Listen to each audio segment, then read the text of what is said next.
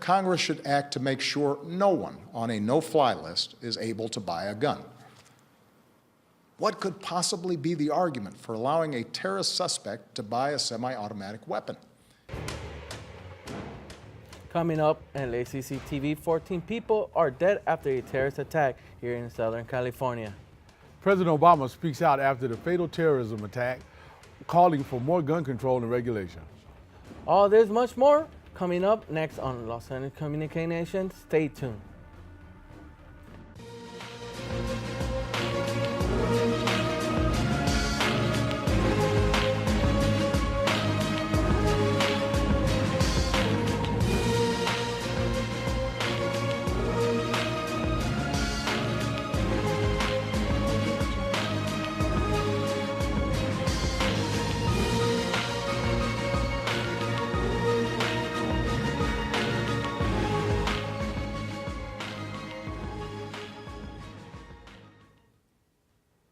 Welcome to Los Angeles Community Connection from the HFPA Center for Cinema and Television at Los Angeles Community College.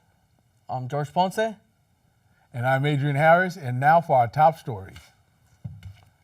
On December 2nd, 2015, 14 people were killed and 21 injured in an Islamic extremist-inspired terrorist attack consisting of a mass shooting at the Inland Regional Center in San Bernardino, California.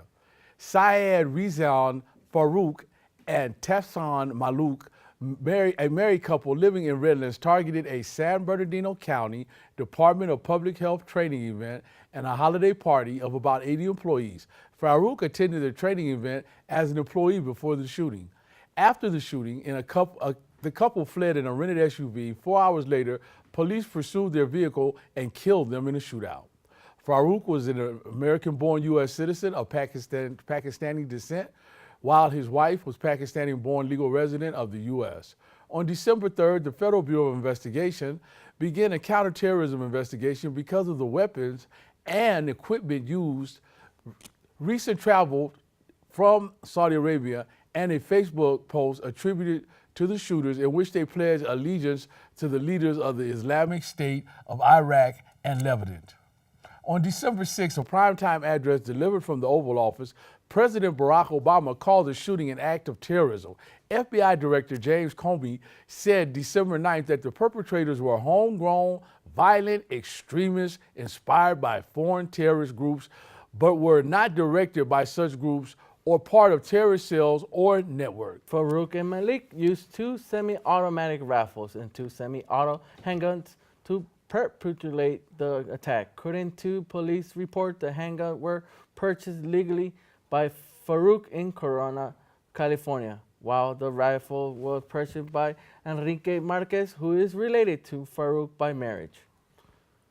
The assault-style rifles were illegal in California thanks to the bullet bottom loophole, which allows rifles that would ordinarily be prohibited to be manufactured and sold if they have bottom release features, since their magazine are then considered fixed rather than dischargeable.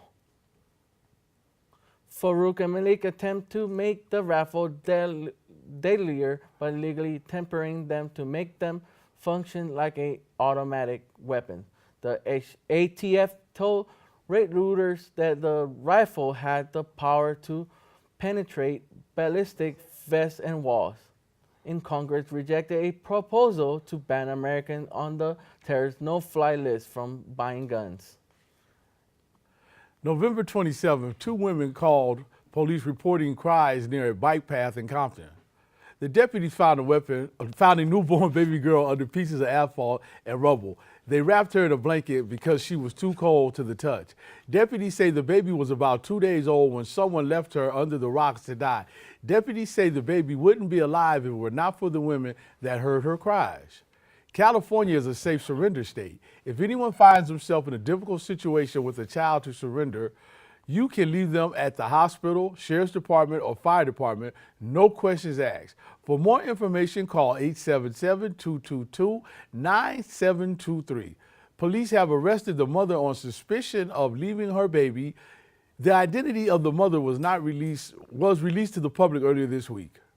As a result of the multiple leads generated due to the public's and media's assistance in this case, detectives were able to identify the mother as 33-year-old Porsche LaRonda Washington. Planned Parenthood opened a new health center in West Hollywood. The new clinic will offer a full range of reproductive care, including abortion, according to Sue Dunlap, president of Planned Parenthood Los Angeles area affiliated. This year, Planned Parenthood faced anti-abortion group who accused the organization of stealing fetal tissue are fighting to define it. The opening of clinic also came with tight security following a shooting at one of the Planned Parenthood center in Colorado. Living there, people dead and 9 injured. Coming up after the break, the Pope visited a volatile Muslim community in Africa. Plus, the mother of a transgender teenager in a heated civil rights debate. Stay tuned. We are just getting word here of the school shooting. 14 students that have been shot. Several people have been taken away by ambulance. Yeah, these units in the pool, I got bodies here. I'm really scared. What if I'm next? If I'm next, I won't be able to make my family proud. I won't get that chance to open up the community center for kids. I won't be able to graduate. I won't be able to start my career. My mommy and daddy will miss me. Make sure to keep the conversation going so that we don't forget about all the people who've been affected by mass shootings and violence in our country. We have been through this too many times. They had their entire lives ahead of them. Birthdays, graduations, weddings, kids of their own. What if you're next?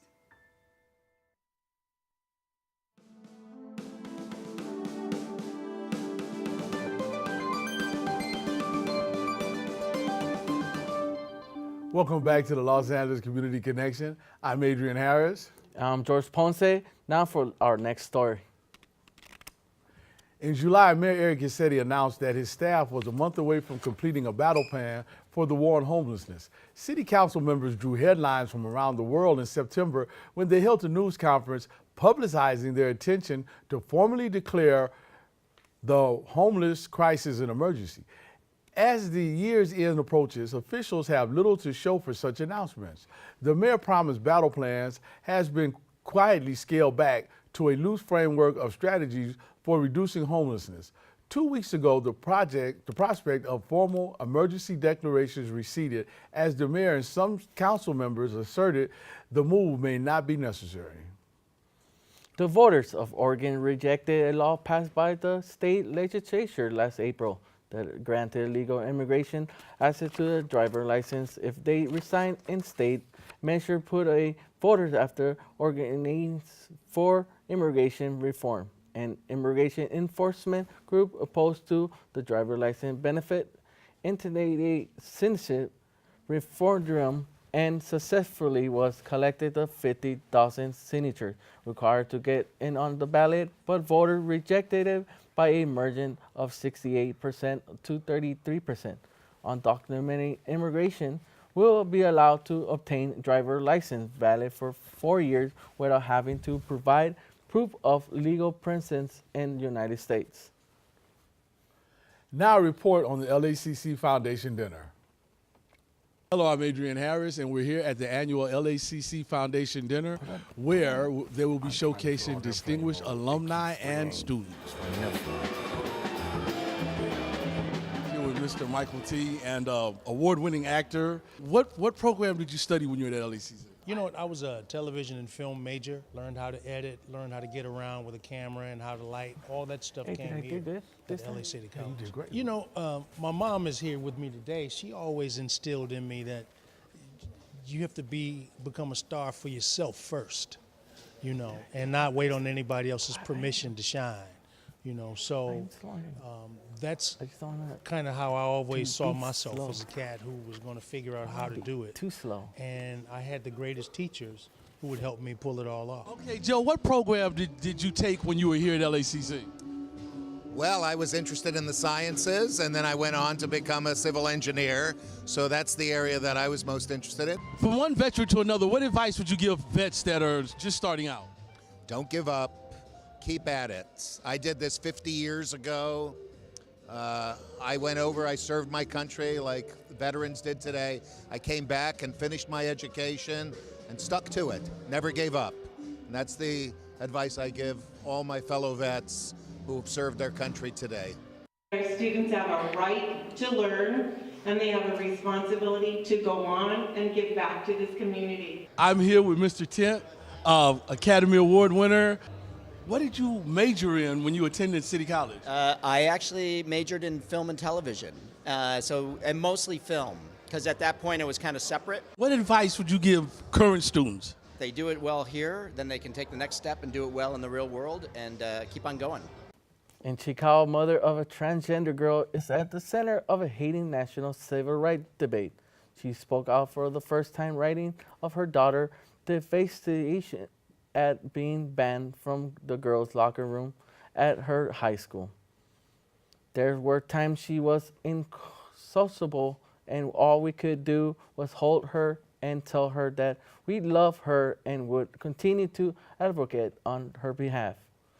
The girl filed a complaint with the Department of Education Civil Rights Office in 2013 after being denied unrestricted locker room access last week. Officials found after a two-year investigation that District 211 violated her rights under Title IX. Statement negotiation continued with the federal education department and district, which risks losing up to $6 million in federal funding if it can't reach an agreement. The final hours of Pope Francis' African tour might as well have been his most dangerous moments of his papacy. As he visited a volatile Muslim neighborhood on Monday in Central Africa Republic capital Bangui, followed by an open-air mass at a stadium, it was the most powerful mass at his time as Pope. As crowds cheered, Francis brushed aside security teams so he could address the crowd. His cover SUV has no bulletproof glass, and he pushed aside warnings from the French Defense Ministry saying forces from the Muslim community could become hostile and could not guarantee his safety. Darcel Hoover joins us to talk about the adoption process of getting a pet. Darcel? Thank you, Jorge. Best Friends Animal Shelter is helping to place pets with responsible owners. We went on Black Friday, one of the busiest days of the year. For anyone looking for a pet, Best Friends has friendly and qualified staff to take you through the process. So at Best Friends Animal Society Los Angeles, we have a really fun same-day adoption process. And same day means that you can walk in and walk out with a new pet. We have you come in. We have trained counselors that can walk you through all the animals that we have here. You do a quick and a brief, really fun questionnaire that gets us to understand kind of what you're looking for, what your lifestyle's like, and that is the best way for us to set you up in good hands to either be the best pet owner that we can help you continue to be, or find a really good match for you. The love an animal can bring into your life can be priceless. I decided to become a volunteer because I want to save them all. I saw a documentary, I saw the Michael Vick dogs get rehabbed, and I heard about NKLA, which is No Kill Los Angeles, and I thought I want to do everything I can to make sure that every pet gets saved and gets a home, because they all deserve it. There are many little heart stealers here at Best Friends. So this cute little guy, he loves to go on long walks, and he likes squeaky toys, and he needs to be adopted. Look at how cute and loving he is. So come on down to Best Friends and adopt yourself a pet. A pet can bring a family together, especially at Christmas time. You know, the minute we walked up to the cage, she put her body against the cage and just was love at first sight. If you are looking for a new addition to your family, Best Friends is the place to go. Best Friends, we've adopted through them before, and we love them because they're no kill and they're very in line with what we're about with the cats, rescuing, adopting, making sure they're put in good homes. For more information on adopting a pet, you can go to bestfriends.org or nkla.org. This is my cat. So if you're in need of a best friend, Best Friends Animal Shelter is where you can find one. Back to you at the desk.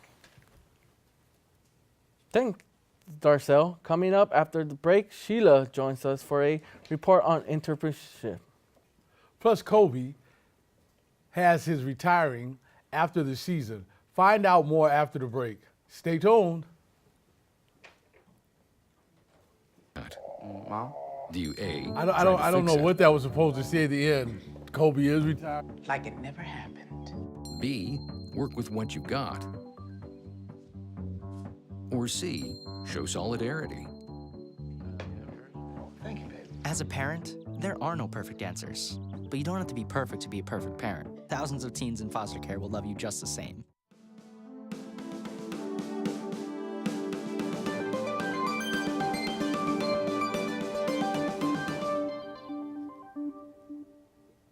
Welcome back to Los Angeles Community Connection. I am George Ponce.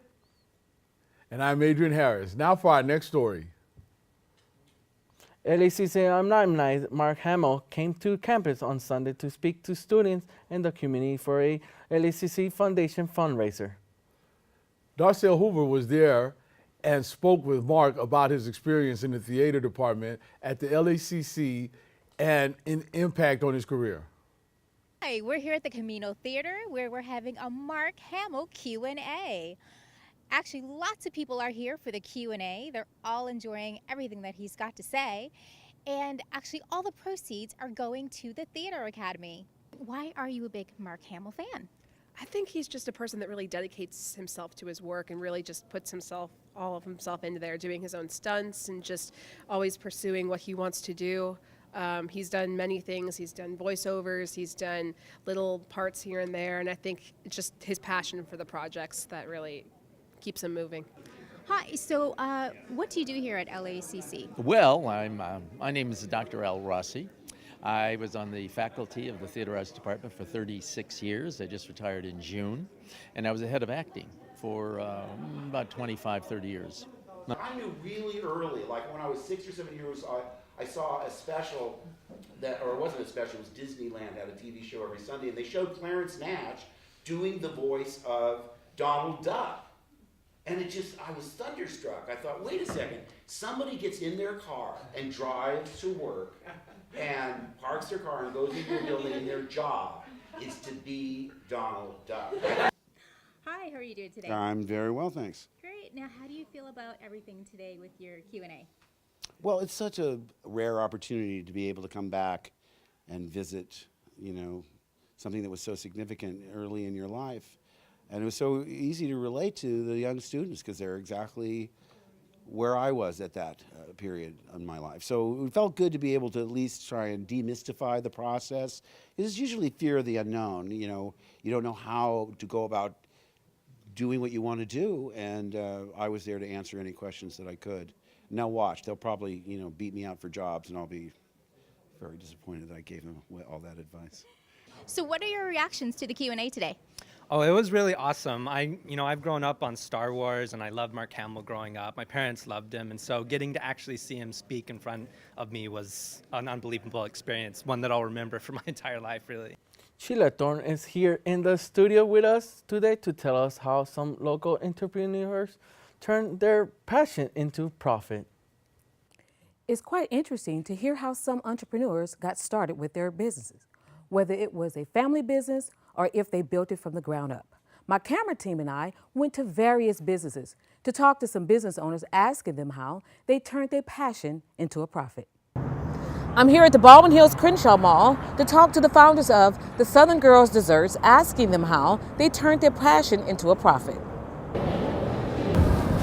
For our entrepreneurs that's out there that's trying to get into the business, we would like to know, how did you turn your passion into a profit? It's definitely been a process. Turning a passion into a profit is a journey, and it's one that continues. So it started out with just recognizing what the gift was, and really deciding that I wanted to make it a business. Once the decision was made to go into business, the founder explains the mindset they both adopted that made their business a success. You know, mindset is actually a really big thing when it comes to entrepreneurship across the board.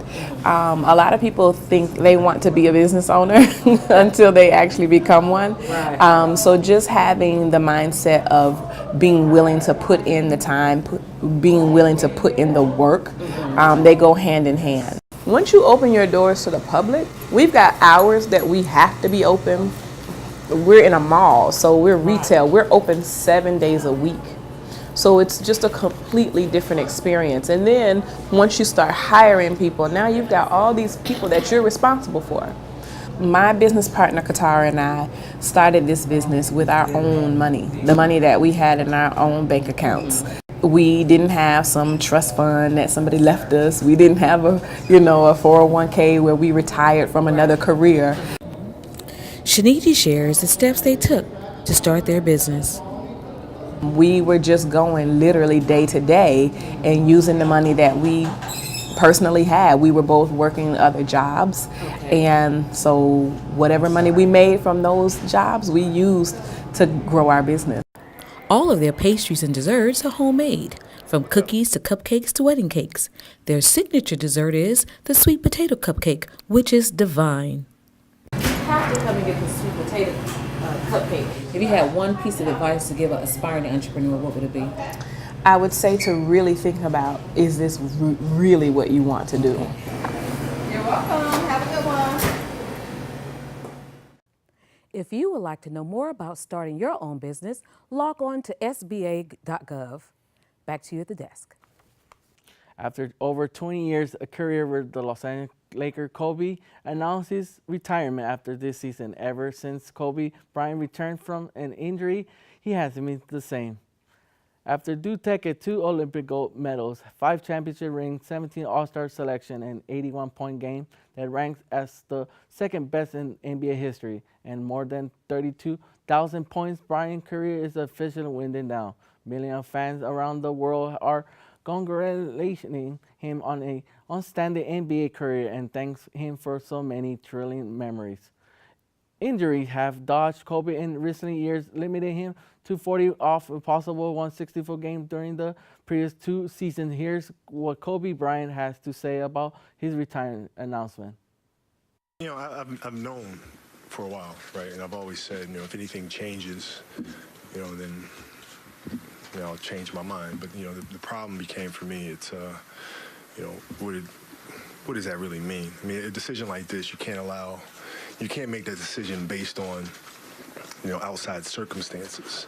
I mean, it has to be an internal decision. And finally, I just had to just accept the fact that I don't want to do this anymore.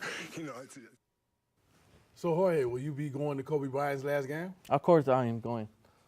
I can't wait to go his last retirement, man. Well, you'll be part of history. I will. When we come back, Fernando beginning to tell us about Cinema for Change. Don't touch that dial. We'll be right back.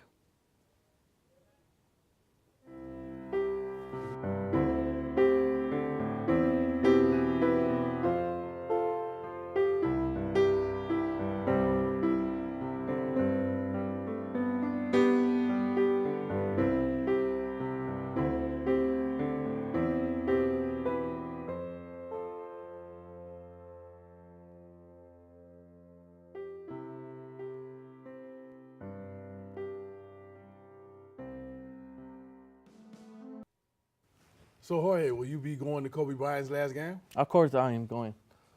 I can't wait to go his last retirement, man. Well, you'll be part of history. I will. When we come back, Fernando beginning to tell us about Cinema for Change. Don't touch that dial. We'll be right back.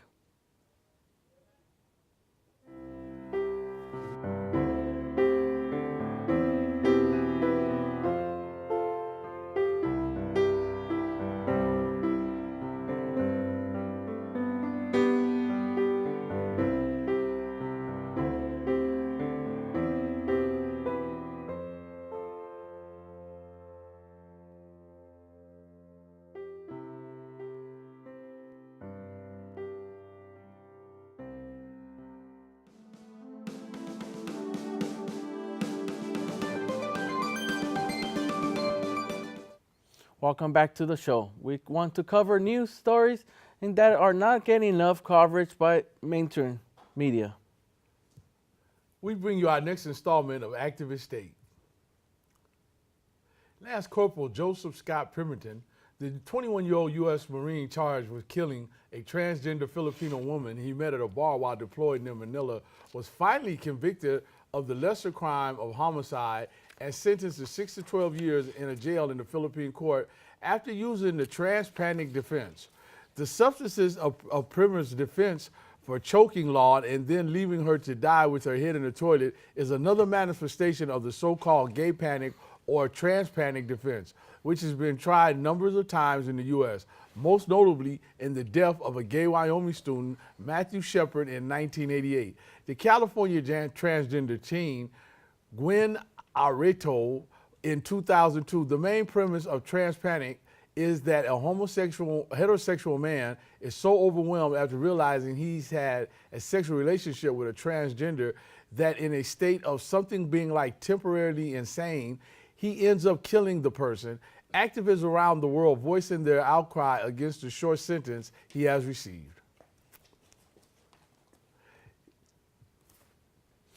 Jeremy Jesse went down to the art gallery at the Da Vinci Hall here on the LACC campus to show us beautiful exhibition. I'm Jeremy Jesse, and I'm standing right here in the art gallery here at the Da Vinci Hall at LACC. Standing in back of me is beautiful artwork formed by Camilla Taylor. She named her gallery exhibition These Limbs. Our opening was December the 2nd, and it runs through the 30th of December. Our show was titled These Limbs by artist Camilla Taylor, and she wanted to present her artwork in this gallery to the students at LACC. Her art is based on what she says nightmares that they remind her of her experiences in her life. And she was very open. We had food here, and she stayed with all the students and answered questions about how she comes up with her creative process and how she forms her art, including her prints and her sculptures. You're welcome to come by and visit us during those weeks of December to see the art and be able to experience it for yourself. We're also having an opening on Monday the next week where the artist will talk about her work. How did you personally like the show? I liked it. It reminded me a lot of, like she said, nightmares, but also African folk art. And I thought it was very interesting the way she comes up with her processes and how she's able to entail her ideas on canvas, on paper, and on statues, on her statues. Would you recommend other people coming down and checking out the show? Yes, I would recommend them if you want to better yourself as an artist or just have a better understanding of art and appreciate what other people think of. Then you're more than welcome to come and experience this for yourself. Our opening was December the 2nd, and it runs through the 30th of December. Entertainment media plays a big role on people's lives, influencing their opinions, decisions, and behavior. Cinema of Change is doing an excellent job on analyzing this impact and bringing it into discussion. This is what Fernanda Behini uncovered. We are here at Cinema of Change Meetup number 9, where we are about to watch the movie Blackfish.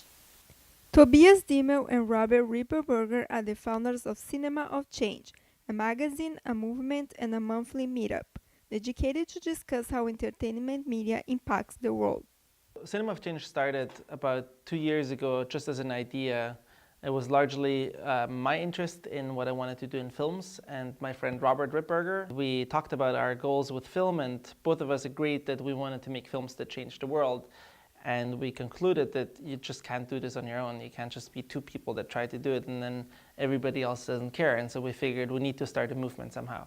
And his suggestion was, why don't we create a magazine? And we just start putting out articles and we'll ask other people to write articles. And I had an experience in 2012, right before I went to UC Berkeley, where I nearly drowned during surfing. And I realized that I had aligned a lot of my life just to serve myself and to make myself happy. And I realized that it doesn't make any sense to just have this inward goal that is all directed towards you, because the moment that you die, all of your work is for nothing. And so I started thinking, how can I change the world around me and actually not leave a legacy, but create something that is useful and permanent for other people. And my conclusion was that I could make movies that inspired people and made them question the world around them. I think they should be an absolute requirement for every single film student, whether you study film theory or film production. There should be a required class that you have to take to understand what kind of impact film and other media had in the past and how they actually changed the world, changed voting behavior, changed legal behavior. There's so many examples, things like the CSI effect, for example. When CSI, the TV series, was released, there's a dramatic shift in signups for forensics programs at universities. I look at a distinction between commercial films and films that have an impact. I think there's a false dichotomy. There's a sort of idea that you cannot have both. And I think you very well can. Every single piece of entertainment does, whether it keeps the world the same way as it is or changes it, it always has an impact. One of my favorite books on the topic is called Media Effects Research by a man called Glenn Sparks. And on cinemaofchange.com, we have a podcast with Glenn and with Philip Zimbardo and a lot of other really big academics on media impact. One of the next goals of Cinema of Change in the next year is see if there's a potential of including some of the media studies about impact of entertainment in the curriculum of film schools. For my last semester at UC Berkeley, I wrote my thesis, and the result of my research was that yes, absolutely, there is a huge impact that has been there since forever, because our world, our decision-making is really based on information that we consume. And the information that we consume through entertainment is a big part of our social life and our social decision-making. I am Fernanda Benini, reporting for LACC TV. Back to you at the studio. Thank you, Fernanda, and thanks for watching this episode of Los Angeles Community Connection from the HFPA Center for Cinema and Television. I'm George Ponce. And I'm Adrian Harris. You can follow us on Facebook at LACC TV. Thanks for watching and have a good night.